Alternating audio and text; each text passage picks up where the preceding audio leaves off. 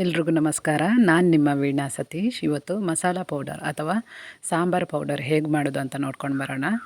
ತರಕಾರಿಗೆ ಅಥವಾ ಮೀನಿಗೆ, ಚಿಕನ್ಗೆ ಯಾವುದಕ್ಕೆ ಬೇಕಾದರೂ ಈ ಮಸಾಲ ಪೌಡರನ್ನು ನಾವು ಯೂಸ್ ಮಾಡ್ಬೋದು. ಚಿಕನ್ ಸುಕ್ಕ ಎಲ್ಲ ಈ ಒಂದು ಪೌಡರ್ ಇದ್ದರೆ ದಿಢೀರಾಗಿ ತುಂಬ ಸುಲಭವಾಗಿ ನಾವು ಮಾಡ್ಕೋಬೋದು. ಬನ್ನಿ ಏನೆಲ್ಲ ಐಟಮ್ಸ್ ಬೇಕು ಅಂತ ಹೇಳ್ತೀನಿ. 1 kgಯಷ್ಟು ಬ್ಯಾಡಗಿ ಮೆಣಸು ಇದೆಯಲ್ಲ ಅದನ್ನು ತಗೋಬೇಕು. ಇದನ್ನು ಚೆನ್ನಾಗಿ ಹುರಿಬೇಕು. 1 kg ಮೆಣಸು ತಗೊಂಡ್ರೆ 1 ರಿಂದ 2 ತಿಂಗಳಷ್ಟು ನೀವು ಸ್ಟೋರ್ ಮಾಡಿ ಪೌಡರನ್ನು ಇಡ್ಬೋದು. 1/4 kgಯಷ್ಟು ಕೊತ್ತಂಬರಿ ಬೀಜ ತಗೋಬೇಕು, ಅಂದರೆ 250 ಗ್ರಾಮಷ್ಟು ತಗೋಬೇಕು.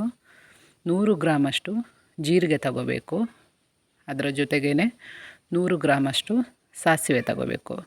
ಜೀರಿಗೆ ಮತ್ತು ಸಾಸಿವೆ ಒಂದೇ ಅಳತೆಯಲ್ಲಿ ತಗೋಬೇಕು. ಇದ್ರ ಜೊತೆಗೆ ನೋಡಿ 50 ಗ್ರಾಮಷ್ಟು ಮೆಂತ್ಯ ಬೀಜ, 50 ಗ್ರಾಮಷ್ಟು ಕಾಳುಮೆಣಸು ಅಥವಾ ಪೆಪ್ಪರ್ ಅಂತ ಹೇಳ್ತೀವಲ್ಲ ಇದನ್ನು ತಗೋಬೇಕು. ಪೆಪ್ಪರ್ ಯಾಕೆ ಹಾಕೋದಂದರೆ ಬ್ಯಾಡಗಿ ಚಿಲ್ಲಿ ಸ್ವಲ್ಪ ಖಾರ ಕಮ್ಮಿ ಇರುತ್ತಲ್ವ, ಹಾಗಾಗಿ ಇದನ್ನು ಹಾಕೊಂಡ್ರೆ ಚೆನ್ನಾಗಿರುತ್ತೆ.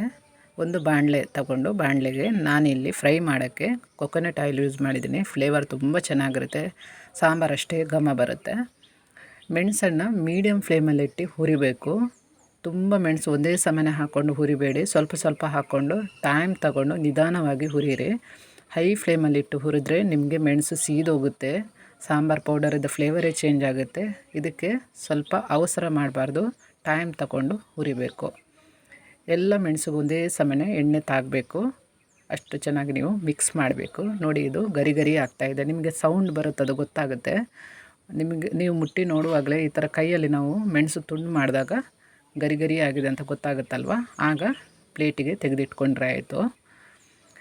ತುಂಬ ಅವಸರವಾಗಿ ಮಾಡಿದರೆ ನಿಮಗೆ ಮಸಾಲ ಚೆನ್ನಾಗಿ ಬರೋದಿಲ್ಲ. ನೋಡಿ ಇದೀಗ ಆಗಿದೆ, ಇದನ್ನು ಪ್ಲೇಟಿಗೆ ಹಾಕ್ಕೋಬೇಕು. ನೆಕ್ಸ್ಟು ಒಂದು 2 ಸ್ಪೂನಷ್ಟು ಎಣ್ಣೆ ಹಾಕ್ಕೊಂಡು ಈ ಕೊತ್ತಂಬರಿ ಬೀಜ ಇದೆಯಲ್ಲ ಇದನ್ನು ಹುರ್ಕೋಬೇಕು. ಇದನ್ನು ಹಾಗೆ ಮೀಡಿಯಮ್ ಫ್ಲೇಮಲ್ಲಿಟ್ಟೆ ಹುರಿಬೇಕು. ಎಲ್ಲ ಮಸಾಲನೂ ಮೀಡಿಯಮ್ ಫ್ಲೇಮಲ್ಲಿಟ್ಟೆ ಹುರಿಯಿರಿ. ಕೊತ್ತಂಬರಿ ಬೀಜದ ಕಲರ್ ನೋಡಿ ಈ ಥರ ಸ್ವಲ್ಪ ಕೆಂಪು ಬಣ್ಣಕ್ಕೆ ಬರುತ್ತಲ್ವ, ಆಗ ಇದನ್ನು ತೆಗೆದಿಡಿ. ತುಂಬ ಫ್ರೈ ಮಾಡಬೇಡಿ, ಅದರ ಘಮ ಬರುತ್ತಲ್ವ ನಿಮಗೆ ಗೊತ್ತಾಗುತ್ತೆ, ಆಗ ಅದು ಆಗಿದೆ ಅಂತ ನಮಗೆ ಗೊತ್ತಾಗುತ್ತೆ. ನೆಕ್ಸ್ಟು ಸ್ವಲ್ಪ ಎಣ್ಣೆ ಹಾಕ್ಕೊಂಡು ಸಾಸಿವೆಯನ್ನು ಹುರಿಬೇಕು. ಸಾಸಿವೆ ನಿಮಗೆ ಸ್ವಲ್ಪ ಫ್ರೈ ಆಗುವಾಗಲೇ ಪಟ ಅಂತ ಸಿಡಿಯುತ್ತಲ್ವ, ಅಷ್ಟು ಸಿಡಿದ್ರೆ ಸಾಕು. ನೀವು 1 kg ನಿಮಗೆ ಜಾಸ್ತಿ ಆಗುತ್ತಂದರೆ ಅರ್ಧ kg ಅಷ್ಟು, ಅಂದರೆ ಎಲ್ಲ ಐಟಮ್ಸನ್ನು ಅರ್ಧ ಮಾಡಿದರೆ ಆಯಿತು. ನಾನು 1 kg ಆದರೆ ಅರ್ಧ kg ತಗೊಳ್ಳಿ. ಕೊತ್ತಂಬರಿ ಬೀಜನ ಹಾಗೆ 125 ಗ್ರಾಮ್ಸ್ ಆ ಥರ ತಗೊಂಡ್ರೆ ಬೇಕಾದರೂ ಕಮ್ಮಿ ಕ್ವಾಂಟಿಟಿಯಲ್ಲಿ ಬೇಕಾದರೂ ಮಸಾಲ ಮಾಡ್ಕೋಬೋದು. ಇಲ್ಲಿ ನೋಡಿ ಸಾಸಿವೆ ಹುರಿದ ನಂತರ ಜೀರಿಗೆ ಹಾಕ್ಕೊಂಡಿದ್ದೀನಿ. ಜೀರಿಗೆ ಜಾಸ್ತಿ ಎಣ್ಣೆ ಹಾಕಿ ಹುರಿಯುವ ಅವಶ್ಯಕತೆ ಇಲ್ಲ, ಇದು ಬೇಗನೆ ಪಟ ಅಂತ ಸ್ವಲ್ಪ ಸಿಡಿಯೋಕ್ಕೆ ಸ್ಟಾರ್ಟ್ ಆಗುತ್ತೆ. ಅಂದರೆ ಅದರ ನಿಮಗೆ ಫ್ಲೇವರು ಬರೋಕ್ಕೆ ಸ್ಟಾರ್ಟ್ ಆಗುತ್ತೆ ಫ್ರೈ ಆದಾಗ, ಆಗ ತೆಗೆದಿಟ್ಕೊಂಡ್ರೆ ಆಯಿತು. ಜೀರಿಗೆ ಬೇಗ ಫ್ರೈ ಆಗುತ್ತೆ, ಜಾಸ್ತಿ ಟೈಮ್ ಹಿಡಿಯಲ್ಲ. ನಂತರ ಈಗ ಮೆಂತ್ಯವನ್ನು ಹಾಕ್ಕೋಬೇಕು. ಮೆಂತ್ಯ ಬೇಗ ಕಲರ್ ಚೇಂಜ್ ಆಗುತ್ತೆ, ಸೀದೋಗೋದು ಬೇಗ, ಅದಕ್ಕಾಗಿ ಮೆಂತ್ಯವನ್ನು ನಿಧಾನವಾಗಿ ಜಾಗ್ರತೆಯಲ್ಲಿ ಹುರಿಬೇಕು. ಮೆಂತ್ಯ ಹುರಿಯುವಾಗಲೇ ಬೇಗ ಕಲರ್ ಚೇಂಜ್ ಆಗುತ್ತೆ, ಹಾಗಾಗಿ ಮೀಡಿಯಮ್ ಫ್ಲೇಮಲ್ಲಿಟ್ಟು ಇದನ್ನು ಹುರಿಬೇಕು. ನೋಡಿ ಇದರ ಕಲರ್ ಎಷ್ಟು ಬೇಗ ಚೇಂಜ್ ಆಯ್ತು ನೋಡಿ. ಮತ್ತು ಇದು ನಿಮಗೆ ಸಿಡಿಯುವಾಗಲೇ ಗೊತ್ತಾಗುತ್ತೆ, ಪಟ ಸಿಡಿಯೋಕ್ಕೆ ಸ್ಟಾರ್ಟ್ ಆಗುತ್ತಲ್ಲ, ಆಗ ತೆಗೆದಿಟ್ರೆ ಆಯಿತು. ಇಲ್ಲಿ ನೋಡಿ ಮೆಂತ್ಯ ಬೀಜನ ಹುರಿದು ಈ ಥರ ಬೌಲಿಗೆ ನಾನೀಗ ಪ್ಲೇಟಿಗೆ ಟ್ರಾನ್ಸ್ಫರ್ ಮಾಡ್ಕೊಂಡಿದ್ದೀನಿ. ಈಗ ಬಾಣಲೆಗೆ ಪೆಪ್ಪರ್ ಅಥವಾ ಕಾಳು ಮೆಣಸು ಇದೆಯಲ್ಲ ಇದನ್ನು ಹಾಕ್ಕೊಂಡು ಹುರಿಬೇಕು. ಇದ್ರ ಜೊತೆಗೇ ನಾವು ಸ್ವಲ್ಪ ಅಂದರೆ ಕೈಯಲ್ಲಿ 1 ಹಿಡಿ ಆಗುವಷ್ಟು ಕರಿಬೇವು ಇದೆಯಲ್ಲ ಇದನ್ನು ಹಾಕ್ಕೋಬೇಕು. ನಿಮಗೆ ಈ ಫ್ಲೇವರ್ ತುಂಬ ಚೆನ್ನಾಗಿ ಬರುತ್ತೆ, ಇದನ್ನು ಹಾಕಿದ್ರೆ ಚೆನ್ನಾಗಿ ಹುರಿಬೇಕು. ಕಾಳು ಮೆಣಸು ಸ್ವಲ್ಪ ಸಿಡಿಯೋಕ್ಕೆ ಸ್ಟಾರ್ಟ್ ಆಗುತ್ತೆ, ಆಗ ಇದು ರೋಸ್ಟ್ ಆಗಿದೆ ಅಂತ ನಿಮಗೆ ಗೊತ್ತಾಗುತ್ತೆ. ಈಗ ನೋಡಿ ಎಲ್ಲ ಮಸಾಲಾನ ನಾವು ಹುರ್ಕೊಂಡಾಯಿತು. ಮಸಾಲ ಮತ್ತು ಬ್ಯಾಡಗಿ ಮೆಣಸು ಎಲ್ಲನೂ ಹುರ್ಕೊಂಡಿದ್ದೀವಿ. ಇದನ್ನು ನಾವು ಬಿಸಿಲಿಗೆ ಒಣಗೋಕ್ಕೆ ಬಿಡಬೇಕು. ಬಿಸಿಲಲ್ಲಿ ನೀವು ಸ್ವಲ್ಪ ಹೊತ್ತು ಅಂದರೆ ಒಂದು 3 ರಿಂದ 4 ಗಂಟೆ ಒಣಗಿಸಿದರೆ ನಿಮಗೆ ಮಿಕ್ಸಿಲಿ ಪುಡಿ ಮಾಡೋಕ್ಕೆ ತುಂಬ ಈಸಿ ಆಗುತ್ತೆ, ಬೇಗ ಪುಡಿ ಆಗುತ್ತೆ ಅದು. ಮತ್ತು ನೀವು ಜಾಸ್ತಿ ಟೈಮ್ ಮಸಾಲಾನ ಸ್ಟೋರ್ ಮಾಡಿ ಕೂಡ ಇಡ್ಬೋದು, ಹಾಗಾಗಿ ಬಿಸಿಲಲ್ಲಿ ಚೆನ್ನಾಗಿ ಒಣಗಿಸಿದರೆ ಒಳ್ಳೆಯದು. ಇಲ್ಲಿ ನೋಡಿ ಈಗ ಮಿಕ್ಸಿಗೆ ನಾನು ಈ ಥರ ಒಣಗಿರುವ ಮೆಣಸನ್ನು ಫಸ್ಟ್ ಹಾಕ್ಕೊಂಡಿದ್ದೀನಿ. ಮೆಣಸು ಮೊದಲಿಗೆ ಸ್ವಲ್ಪ ನೀವು ಇದು ಮಿಕ್ಸಿ ಮಾಡಬೇಕು. ನಂತರ ಸ್ಪೈಸಸನ್ನು ಹಾಕಿ ಸ್ವಲ್ಪ ಸ್ವಲ್ಪ ಹಾಕಿ ಪುಡಿ ಮಾಡ್ಕೋಬೇಕು. ಇಲ್ಲಿ ನೋಡಿ, ಈಗ ಇದನ್ನು ಮೆಣಸನ್ನು ಮಾತ್ರ ನಾನು ಫಸ್ಟಿಗೆ ಪುಡಿ ಮಾಡ್ಕೊಂಡಿದ್ದೀನಿ. ಈಗ ಕೈಯಲ್ಲೇ ಒಂದು 2 ಮುಷ್ಟಿ ಆಗುವಷ್ಟು ಈ ಸ್ಪೈಸಸ್ ಏನು ಕೊತ್ತಂಬರಿ ಬೀಜ ಎಲ್ಲ ಹುರ್ಕೊಂಡಿದ್ದೀವಲ್ಲ ಅದನ್ನು ಸ್ವಲ್ಪ ಸ್ವಲ್ಪ ಹಾಕಿ ಈ ಥರ ನುಣ್ಣಗೆ ರುಬ್ಬಬೇಕು. ಮಧ್ಯ ಮಧ್ಯದಲ್ಲಿ ಸ್ಪೂನ್ ಹಾಕಿ ಈ ಥರ ಚೆನ್ನಾಗಿ ತಿರುಗಿಸ್ಬೇಕು. ನೋಡಿ, ಇದು ಇನ್ನೂ ಸ್ವಲ್ಪ ನುಣ್ಣಗೆ ರುಬ್ಬಬೇಕು.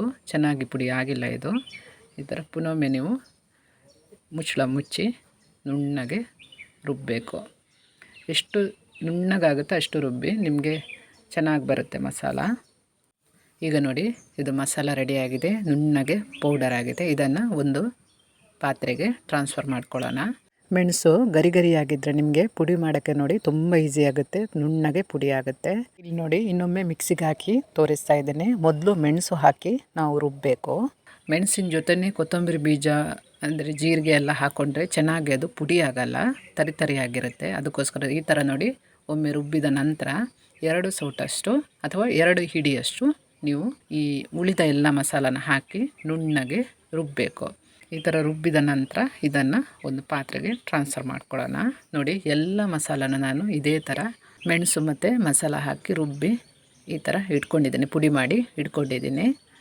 ನೋಡಿ, ಈಗ ಮಸಾಲ ಪೌಡರ್ ಅಥವಾ ಸಾಂಬಾರು ಪೌಡರ್ ರೆಡಿಯಾಗಿದೆ. ಇದನ್ನು ಒಂದು ದೊಡ್ಡ ಬಟ್ಲಿಗೆ ಹಾಕಿ ಈ ಥರ ಚೆನ್ನಾಗಿ ಮಿಕ್ಸ್ ಮಾಡಬೇಕು. ಯಾಕಂದರೆ ಒಟ್ಟಿಗೆ ನಾವು ಒಂದೇ ಸರಿ ಮೆಣಸು ಮತ್ತು ಉಳಿದ ಸ್ಪೈಸಸ್ ಎಲ್ಲ ಹಾಕಿ ಪುಡಿ ಮಾಡಿರೋದಲ್ವಲ್ಲ, ಹಾಗಾಗಿ ಈ ಥರ ಮಸಾಲ ಮತ್ತು ಅಂದರೆ ಸ್ಪೈಸಸ್ ಕೊತ್ತಂಬರಿ ಬೀಜ ಜೀರಿಗೆ ಉಳಿದೆಲ್ಲ ಮಸಾಲ ಮತ್ತು ಮೆಣಸು ಚೆನ್ನಾಗಿ ಸೇರ್ಕೋಬೇಕು. ಅದಕ್ಕೆ ಚೆನ್ನಾಗಿ ಮಿಕ್ಸ್ ಮಾಡಬೇಕು. 1 ರಿಂದ 2 ತಿಂಗಳಷ್ಟು ಈ ಮಸಾಲ ನಿಮಗೆ ಬರುತ್ತೆ. ಈ ಥರ ಒಂದು ಸ್ಟೀಲ್ ಡಬ್ಬ ತಗೊಂಡು ಇದಕ್ಕೆ ಎಲ್ಲ ಮಸಾಲಾನ ಹಾಕಿ ಫ್ರಿಜ್ಜಲ್ಲಿ ಬೇಕಾದರೂ ನೀವು ಸ್ಟೋರ್ ಮಾಡಿ ಇಡ್ಬೋದು ಅಥವಾ ಹೊರಗಡೆನೂ ಇಡ್ಬೋದು. ಚಿಕನ್ ಸುಕ್ಕ ಅಥವಾ ಚಿಕನ್ ಕರಿ ಅಥವಾ ಮೀನು ಸಾಂಬಾರಿಗೆ ಯಾವುದಕ್ಕೆ ಬೇಕಾದರೂ ಇದನ್ನು ಯೂಸ್ ಮಾಡ್ಬೋದು. ತರಕಾರಿಗೆ ತುಂಬ ಚೆನ್ನಾಗಿರುತ್ತೆ ಈ ಮಸಾಲ. ನಾನು ಎಷ್ಟೆಲ್ಲ ಐಟಮ್ಸ್ ಹಾಕಿದ್ದೀನಿ ಅಂತ ಡೀಟೇಲ್ಡಾಗಿ ನಿಮಗೆ ಡಿಸ್ಕ್ರಿಪ್ಷನಲ್ಲಿ ಬರೆದು ಹಾಕಿರ್ತೀನಿ, ನೀವು ಬೇಕಾದರೆ ಹೋಗಿ ಚೆಕ್ ಮಾಡ್ಕೋಬೋದು. ನನ್ನ ವೀಡಿಯೋಸ್ ಇಷ್ಟ ಆದರೆ ಶೇರ್ ಮಾಡಿ, ಸಬ್ಸ್ಕ್ರೈಬ್ ಮಾಡಿ. ಸಿಗೋಣ ಇನ್ನೊಂದು ವೀಡಿಯೋದಲ್ಲಿ.